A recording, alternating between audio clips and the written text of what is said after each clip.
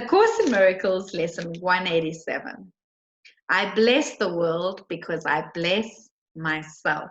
You can find lesson 187 on page 354, 355, and 356 in your workbook for students. I bless the world because I bless myself. No one can give unless he has. In fact, giving is proof of having. We have made this point before. What seems to make it hard to credit is not this. No one can doubt that you must first possess what you would give. It is the second phase on which the world and true perception differ.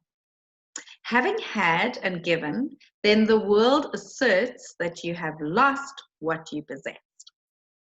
The truth maintains that giving will increase what you possess. How is this possible?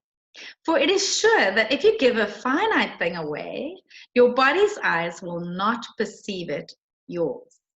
Yet we have learned that things but represent the thoughts that make them, and you do not lack for proof that when you give ideas away, you strengthen them in your own mind. Perhaps the form in which the thought seems to appear is changed in giving. Yet it must return to him who gives. Nor can the form it takes be less acceptable. It must be more. Ideas must first belong to you before you give them. If you are to save the world, you must first accept salvation for yourself. But you will not believe that this is done until you see the miracles it brings to everyone you look upon. Herein is the idea of giving clarified and given meaning. Now you can perceive that by your giving is your store increased. Protect all things you value by the act of giving them away, and you are sure that you will never lose them. What you thought you did not have is thereby proven yours. Yet value not its form, for this will change and grow unrecognizable in time, however much you try to keep it safe. No form endures.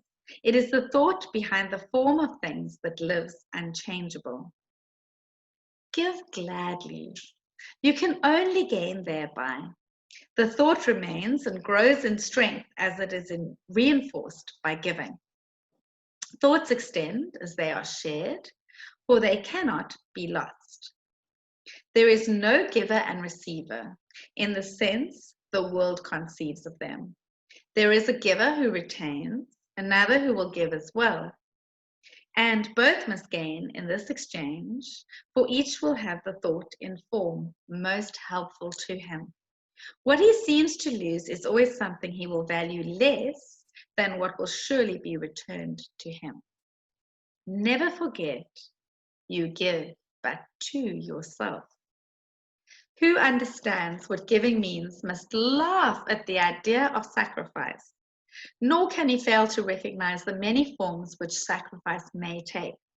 He laughs as well at pain and loss, at sickness and at grief, at poverty, starvation, and at death. He recognizes sacrifice remains the one idea that stands behind them all, and in his gentle laughter are they healed. Illusion recognized must disappear. Accept not suffering, and you remove the thought of suffering. Your blessing lies on everyone who suffers when you choose to see all suffering as what it is. The thought of sacrifice gives rise to all the forms that suffering appears to take.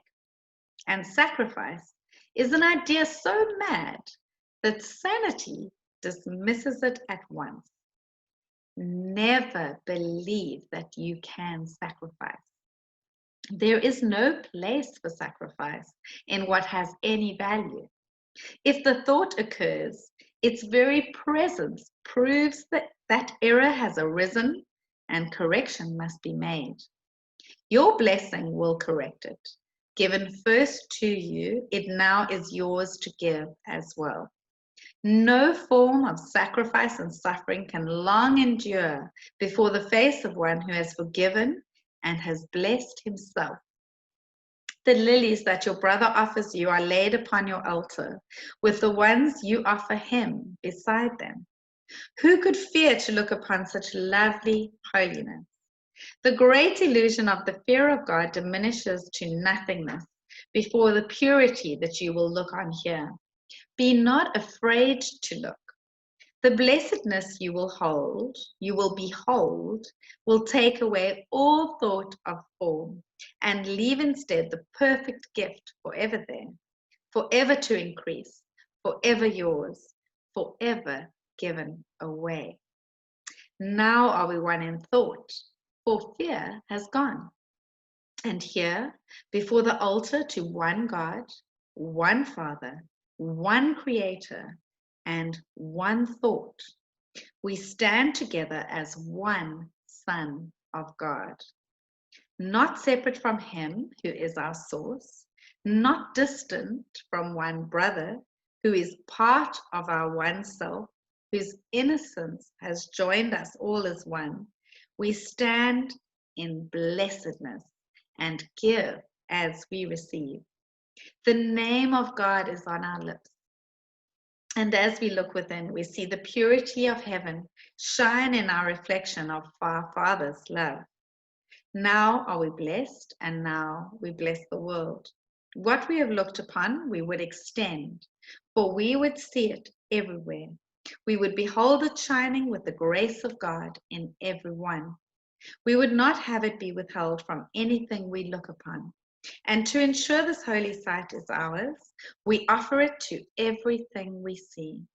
For where we see it, it will be returned to us in form of lilies we can lay upon our altar, making it a home for innocence itself, who dwells in us and offers us his holiness as ours. So the core lesson, lesson 187, I bless the world because I bless myself.